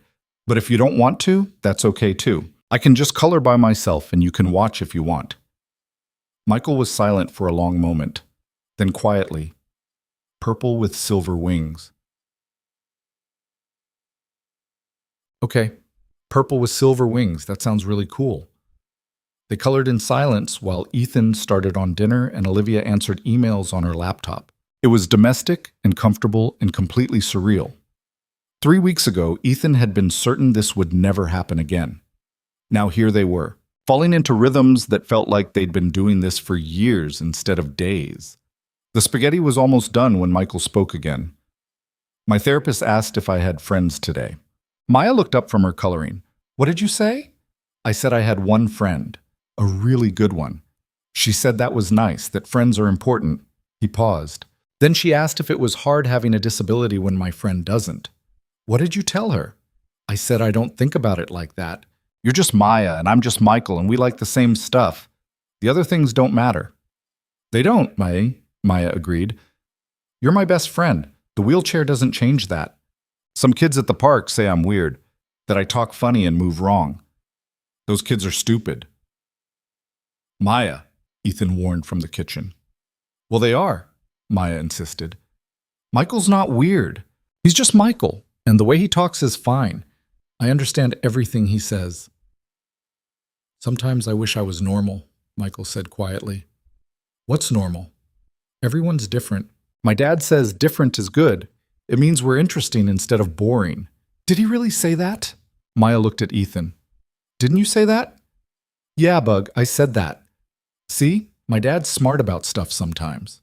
Michael almost smiled. Just sometimes? Oh. The rest of the time he makes terrible jokes and burns toast. I heard that, Ethan called. You were supposed to. Maya turned back to Michael. Want to help me with the wings? I can't get the silver right. They bent over the coloring book together, and just like that, the dark mood lifted. Olivia caught Ethan's eye across the room and mouthed, "Thank you." He shook his head. This wasn't him. This was Maya being exactly who she was, kind and uncomplicated and willing to sit with someone in their hard moments without trying to fix them. Dinner was chaotic. Michael needed help cutting his spaghetti and kept getting frustrated when his hands didn't cooperate. Maya tried to help and accidentally knocked over his water. Olivia jumped up to clean it and bumped the table, sending her own plate sliding. Ethan caught it one-handed while simultaneously preventing the sauce bowl from tipping. They all froze, then burst out laughing. We're disasters, Olivia said. The best kind of disasters, Ethan replied. After dinner, they watched a movie Maya had picked, something animated and loud that Michael had never seen. He quoted along anyway, making up dialogue that was funnier than the actual script. Maya laughed so hard she got hiccups. Olivia leaned against Ethan on the couch, her hand finding his like it belonged there. This was what Ethan had been missing without knowing it. Not perfection, not easy, just real. People who showed up for each other. People who stayed even when things got messy. When it was time to leave, Michael made Maya promise to come back next weekend. She made him promise to save all his best movie quotes for her. They sealed it with a pinky swear that took 3 tries because Michael's fingers didn't quite work right. Maya didn't care. She just kept trying until they got it. In the car, Maya was quiet for a while. Then, Dad? Yeah, Bug? Do you like Olivia? Like, really like her? Ethan considered how to answer, settled on honesty. Yeah, I really like her.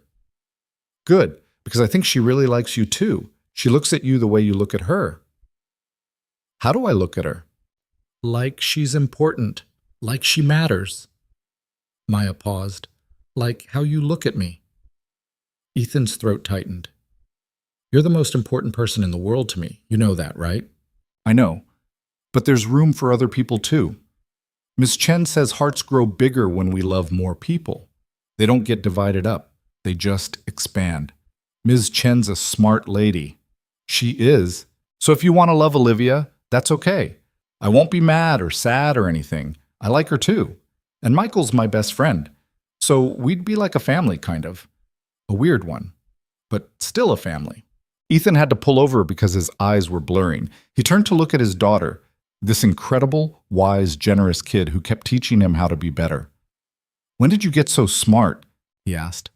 I've always been smart. You just don't always notice. I notice now. Good. Maya unbuckled her seatbelt and climbed into the front seat to hug him, which was definitely against safety rules, but Ethan allowed it anyway. I love you, Dad. I love you too, Bug. So much. They sat there for a while, just holding each other. Then Maya climbed back into her seat, buckled up, and announced she was hungry again even though they'd just eaten. Because she was still 7, still his kid, still delightfully normal despite her occasional moments of profound wisdom. The week that followed was a blur of transitions. Ethan's interview at Seattle General went better than expected.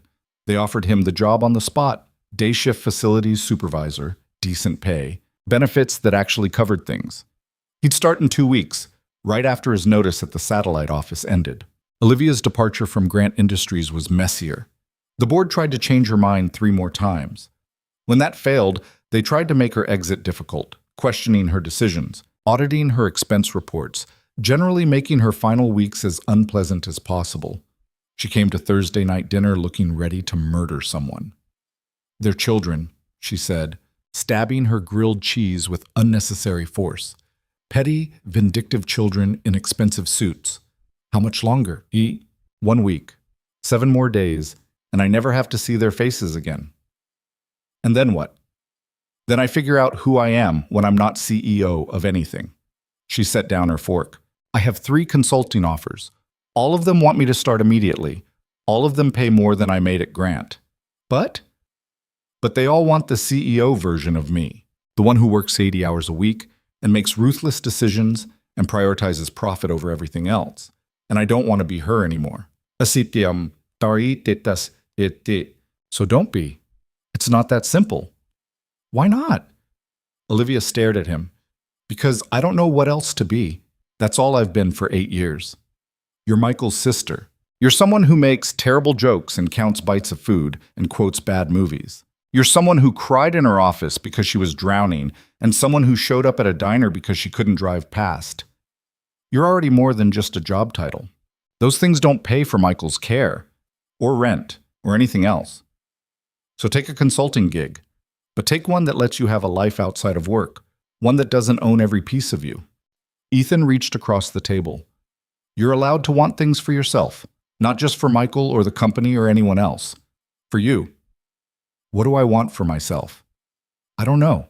What do you want? Olivia was quiet for a long time. When she finally spoke, her voice was small. I want to wake up without dread. I want to have dinner with my brother without checking my phone 17 times. I want to go to a movie in the middle of the day just because I want to... She stopped. Want to what? I want to see where this thing between us goes without it being complicated by work or policies or other people's opinions. Then let's do that. It's scary. Yeah, but worth it. She squeezed his hand. How are you so sure? Because the last 3 weeks without you were miserable, and the last week with you has been the best week I've had in years, even counting the parts where everything's uncertain and terrifying. Those weeks with you still beat the ones without you. That's... Olivia's eyes filled with tears. That's the nicest thing anyone's ever said to me. Then people have been saying the wrong things, Ma. She kissed him there in the diner booth, not caring that the waitress was watching or that other customers might see. When she pulled back, she was smiling. I'm taking the consulting offer from Warren and Associates. They only want 20 hours a week and I can work from home. It's a third of what the other offers pay, but it's enough for Michael's care and rent and everything else. And it gives me time to figure out what else I want. Time to be more than just someone's employee. Sounds perfect. Sounds terrifying. Same thing, really. Olivia's last day at Grant Industries fell on a Friday. Ethan took the afternoon off from his own job and met her outside the building when she emerged for the last time. She was carrying a box of personal items, photos of Michael, a coffee mug someone had given her years ago, a plant that had somehow survived despite her neglect. "How do you feel?" he asked. "Like I just jumped off a cliff. Good jump or bad jump?" Ask me when I hit the ground. They went to the diner. Same booth, same terrible coffee, but everything felt different now. Lighter. Like they'd both been carrying weights they'd finally set down. "Michael wants to have a party," Olivia said. "To celebrate me being unemployed. He thinks it's hilarious that I don't have to go to the office anymore." "What kind of party?" "The kind with pizza and purple decorations and movies. He's already planning the guest list. You and Maya are at the top." "When?" "Tomorrow." "Is that too soon?" "Tomorrow's perfect." The party was exactly what Michael had envisioned. Chaotic and loud and perfect. Maya and Michael made a banner that said, "Congratulations on quitting," in purple letters. Patricia brought cupcakes. Ethan brought more pizza than any 5 people could eat. They watched 3 movies back to back and nobody complained. At some point during the second movie, Maya fell asleep on the couch next to Michael. Olivia covered them both with a blanket, then sat down next to Ethan on the floor. "I have something to tell you," she said. "Good something or bad something?" "Depends on your perspective." She took a breath. "Warren and Associates wants me to do a project overseas in Singapore. 6 weeks, maybe 8. They'll cover all expenses, and it's the kind of work I'm actually interested in. Sustainable business development, corporate ethics, things that matter. But it means being gone. A lot." Ethan's stomach dropped. "When?" 3 weeks from now." "That's soon." "I know, and I can say no. I probably should say no. It's too soon to leave Michael. Too soon to—" She gestured between them. "Whatever this is. What do you want to do?" "I want to go. The project is everything I've been looking for. Meaningful work, reasonable hours, actual impact. But I don't want to abandon Michael, and I don't want to mess this up." She looked at him. "With you, I don't want to mess us up." Well, Ethan thought about it. About Maya's wisdom regarding hearts expanding. About his own fear of risk versus his fear of regret. About what it meant to really show up for someone. "Go," he said. "What?" "Go to Singapore to do the project. It's important to you. You should do it." "But Michael, I'll help with Michael. Me and Patricia and whoever else he needs. We'll figure it out." "Ethan, that's too much to ask." "You're not asking. I'm offering." He took her hand. "You've spent 8 years putting your life on hold for everyone else. Your parents' company, Michael's care. All of it. This is a chance to do something for yourself. Take it." "What about us?" "We'll still be here when you get back. 6 weeks isn't forever. And if this thing between us is real, if it's worth anything, it'll survive you being gone." Olivia was crying now. "You're sure?" "I'm terrified, but yeah, I'm sure. Hey, I don't deserve you." "That's the exhaustion talking. You deserve someone who shows up, who stays, who doesn't make you choose between your life and theirs. I'm trying to be that person. You already are." She kissed him, and Ethan held on tight, trying to memorize the feeling. 6 weeks. He could do 6 weeks. They could do 6 weeks. When they told Michael the next day, his reaction surprised everyone. "You should go," he said immediately. "Michael, it's a long time. Liv, you never go anywhere. You never do anything except work and take care of me. You should go. I'll be okay. But what if Ethan will help, and Patricia and Maya can visit? We'll be fine." Michael looked at his sister seriously. "You're allowed to have your own life. I don't want to be the reason you don't." Olivia pulled him into a hug, crying into his shoulder. Pulled him. "When did you get so wise?" "I've always been wise. You just don't always notice." Ethan and Maya exchanged glances. Apparently wisdom ran in both their families. The 3 weeks before Olivia left passed in a blur of planning and preparation. Patricia agreed to take on extra hours. Ethan rearranged his new work schedule to be available for Michael's doctor appointments. Maya made Olivia a goodbye card covered in purple glitter and drawings of airplanes. The night before Olivia's flight, they had dinner at her apartment. Just the 4 of them. Michael insisted on making pasta, which meant Ethan actually made pasta while Michael supervised and gave increasingly ridiculous directions. Maya set the table with elaborate place cards she'd created. Olivia just watched, trying to memorize every detail. After dinner, Michael and Maya retreated to his room to watch movies. Ethan and Olivia stood on her balcony, watching the Seattle skyline fade into evening. "I'm going to miss you," Olivia said. "I'm going to miss you too." "What if this is a mistake? What if I get there and everything falls apart here? Then you come home and we pick up the pieces, together. You make it sound simple." "It's not simple, but it's doable." Ethan turned her to face him. 6 weeks, that's all. Then you come back and we figure out what's next. No pressure, no expectations, just seeing where this goes." "What if I don't want to come back?" The question hung between them. Ethan forced himself to answer honestly. "Then you stay, and we figure that out too. I'm not going to hold you hostage to my life plans. If Singapore is where you need to be, then that's where you should be." "And us?" "There's this new invention called video chat. Apparently it's very advanced." Olivia laughed through tears. "You're impossible. You keep saying that." "Because it keeps being true." She kissed him like she was trying to memorize the feeling, like she was already half gone and trying to hold on to this moment before everything changed again. Ethan kissed her back the same way, both of them scared and hopeful in equal measure. Inside, they could hear Maya and Michael laughing at whatever movie they'd chosen. The sound was light and real and proof that good things could exist even when the future was uncertain. "Thank you," Olivia whispered, "for showing up, for staying, for being willing to do this even when it's complicated. Thank you for letting me, for trusting me with Michael, for not running when things got hard. I ran once. We both did. But we came back. That's what matters." They stood there holding each other until Maya called that it was time to go. Tomorrow, Olivia would fly to Singapore and everything would change again. But tonight they had this: the balcony and the city and each other. It would have to be enough. The airport was crowded and loud, and Ethan hated every second of being there. Olivia stood at the security checkpoint with her carry-on, looking simultaneously excited and terrified. Michael had stayed home with Patricia. Goodbyes were hard for him, and airports were overwhelming.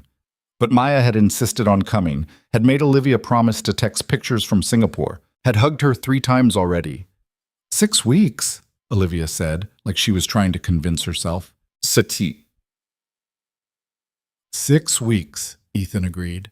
Then you're back. What if everything's different when I get back? Then we deal with different. We're pretty good at that by now. She kissed him one more time, quick and desperate, then knelt down to hug Maya. "Take care of Michael for me," Olivia said. "I will. And you have to bring me back something purple." Michael said Singapore has really cool purple stuff. "I'll find the most purple thing in the entire city. Promise?" "Promise." Then she was gone, through security and into the terminal, and Ethan stood there with Maya's hand in his, watching until Olivia disappeared into the crowd. His chest felt hollow. 6 weeks had sounded manageable in theory. In practice, watching her walk away felt like losing something essential. "Dad, are you sad?" Maya asked. "Yeah, Bug. A little." "But she's coming back, right? That's the plan." "Then it's okay to be sad. Ms. Chen says it's okay to miss people. It means they matter to you." Ethan squeezed her hand. "Ms. Chen's right." They drove home through morning traffic, Maya chattering about school and soccer and whether Michael would want to watch a new movie this weekend. Normal life, continuing on despite the absence. Ethan tried to focus on that, the routine, the stability, the things that didn't change just because Olivia was on a plane to the other side of the world. His phone buzzed as they pulled into their apartment complex. A text from Olivia. "Boarding now. Already miss you both. Tell Michael I'll call tonight is time." Ethan wrote back, "Safe flight. We'll be here when you land." The first week was the hardest. Ethan had underestimated how much space Olivia had carved out in his daily life. He'd catch himself thinking of something to tell her, reaching for his phone before remembering the time difference. Singapore was 15 hours ahead. When he was making Maya breakfast, Olivia was getting ready for bed. When he was finishing his shift at the hospital, she was just starting her workday. They video called when they could. Olivia looked exhausted but energized, talking about the project with genuine enthusiasm. She was helping a tech company restructure their ethics policies, working with people who actually cared about doing things right instead of just maximizing profit. It was everything she'd wanted, Ethan was happy for her. He was also lonely in ways he hadn't expected. Michael handled it worse. The second week, he had 3 seizures in 4 days. Stress-induced, the doctor said. Change was hard for him, and Olivia being gone counted as major change. Ethan started spending more time at the apartment, helping Patricia manage the increased care needs. Maya came with him, setting up her homework at Michael's desk, while Ethan handled medication schedules and doctor's calls and all the small crises that came with disability care. "I'm sorry," Ethan told Olivia during one late-night video call. "I know you're trying to focus on work, and I keep calling with Michael updates. Don't apologize. I want to know. I need to know." She looked wrecked. "Is he okay? Really?" "He's managing. The new medication adjustment seems to be helping. He had a good day today. He and Maya made art for 3 hours straight." "I should come home." "Olivia, he needs me. I shouldn't have left. This was selfish." "It wasn't selfish, and Michael doesn't want you to come home early. He told me yesterday that you deserve to finish your project, that he's proud of you for doing something just for yourself." "He said that?" "Word for word. Then he made me promise not to tell you about the seizures because he didn't want you to worry." Ethan smiled slightly. "So technically I'm breaking that promise right now, but I figured you should know." What? Olivia pressed her hands to her face. "I hate this. I hate being so far away. I hate that you're dealing with everything alone." "I'm not alone. Patricia's here. Maya's here. We're a team. And Michael's okay, Liv. I promise. He's okay." She didn't look convinced, but she nodded. 4 more weeks. 4 more weeks. Then you're home and we figure out what's next." What came next arrived faster than expected. 3 weeks into Olivia's Singapore project, Warren and Associates offered her a promotion, senior partner, full-time position, based in their Singapore office. The pay was incredible. The opportunity was everything she'd ever worked for, and it meant staying overseas indefinitely. She told Ethan on a video call at 2 in the morning his time. He was exhausted from a double shift covering for a sick coworker, and the news hit him like a physical blow. "They want an answer by Friday," Olivia said. She looked like she hadn't slept in days. "It's everything I wanted professionally. The work matters. The team respects me. I'm not just the CEO who makes ruthless decisions. I'm actually helping companies do better. Be better." "That's amazing," Ethan said, trying to mean it. "But it means not coming home." "Yeah, and I don't know what to do. Michael needs me. You and Maya." She stopped. "I don't want to lose what we're building, but this opportunity won't come again."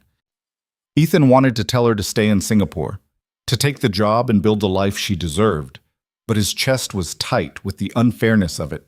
He'd just found her, just started believing something good could actually last, and now she was being pulled away by an opportunity he couldn't compete with. "What do you want?" he asked instead. "I want both. I want the job, and I want to come home. I want my career, and I want Michael, and I want you and Maya, and I can't have all of it." Her voice cracked. "Why can't I have all of it?" "I don't know. Tell me what to do." "I can't do that. This has to be your choice." "But what do you want me to choose?" Ethan looked at her through the pixelated video feed.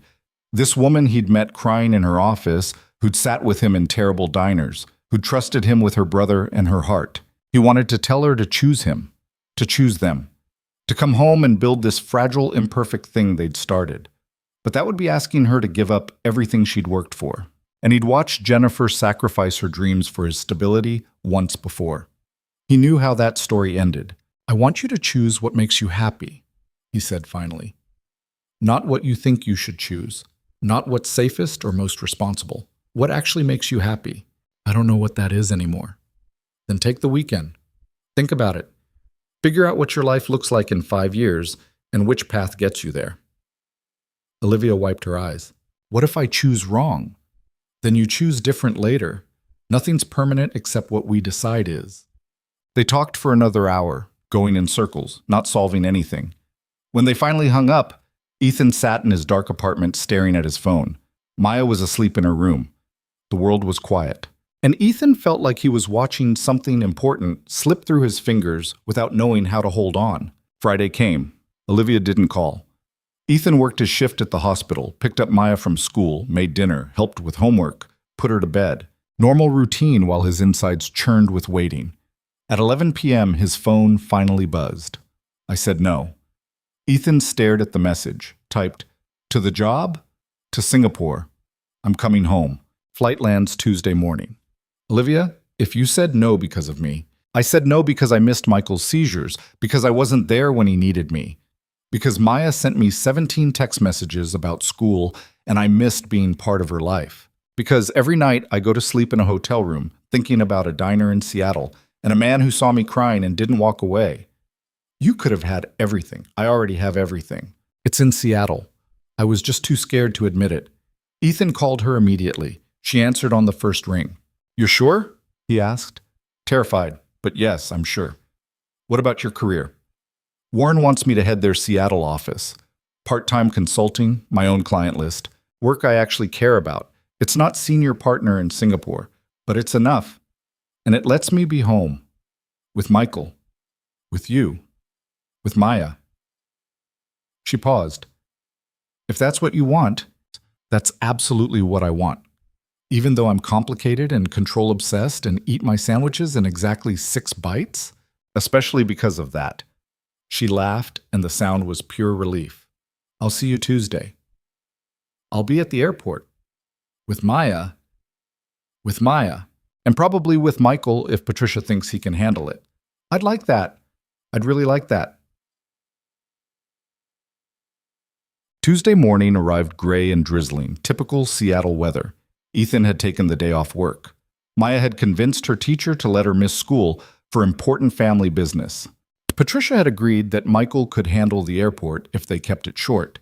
They stood at arrivals holding a banner Maya had made that said, "Welcome home, Olivia," in purple letters, waiting. When Olivia finally emerged from the terminal, she looked exhausted and rumpled and absolutely perfect. She saw them and stopped, her face crumpling with emotion. Then she was running, actually running, and Michael was laughing and Maya was screaming and Ethan was wrapping his arms around all of them at once in a collision of people who'd somehow become family. "You came," Olivia said through tears. "Of course we came, Sae," Maya said. "We missed you so much." "Did you bring me something purple?" Michael asked. Olivia pulled a small package from her bag. Inside was a purple silk scarf with silver embroidery. Michael's face lit up like Christmas morning. "It's perfect," he breathed. "Just like you," Olivia said, kissing his forehead. They drove back to Olivia's apartment, all of them squeezed into Ethan's car that wasn't meant for 4 people and luggage. Maya narrated everything Olivia had missed, soccer games and school projects, and the new movie she and Michael had found. Michael added commentary. Patricia had the apartment ready, dinner warming in the oven, everything prepared for Olivia's return. That night, after Patricia had left and Maya and Michael were asleep in Michael's room after an impromptu movie marathon, Ethan and Olivia sat on her balcony watching the city lights. "I was scared you wouldn't come back," Ethan admitted.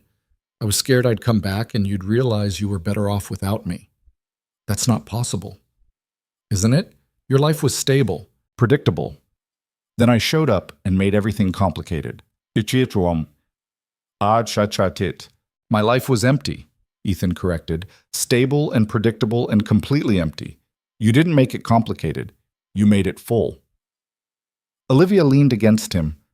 "I don't know what happens next. I start the Seattle position in 2 weeks. Michael's care is getting more complex. I'm going to mess up and be too controlling and probably drive you crazy. Probably. And I'm going to mess up and second-guess myself and worry too much about Maya. We're both disasters." "The best kind?" "What? Sam din mas." "Exactly the best kind."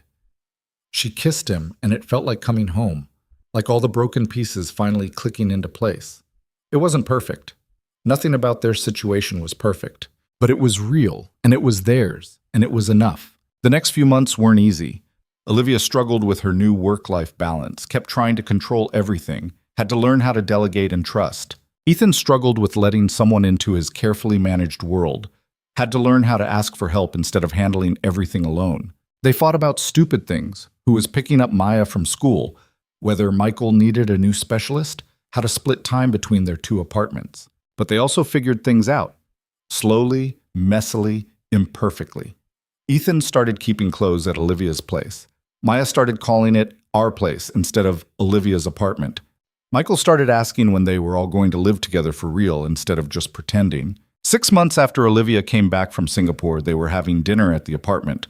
All four of them, plus Patricia, who'd become part of their extended family. Maya and Michael were arguing about which movie to watch next. Patricia was telling a story about Michael's latest therapy session.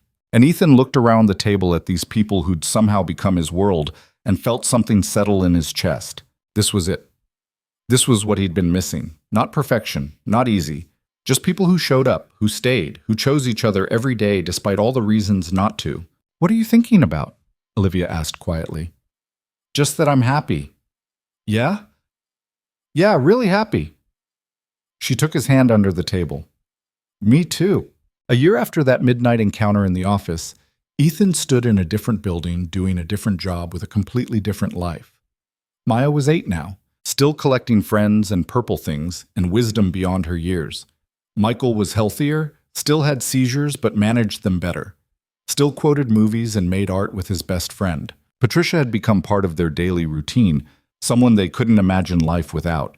And Olivia had learned how to do work she cared about without sacrificing everything else, had learned that asking for help wasn't weakness, had learned that she could be more than just CEO or caretaker. She could be herself, messy and complicated and human.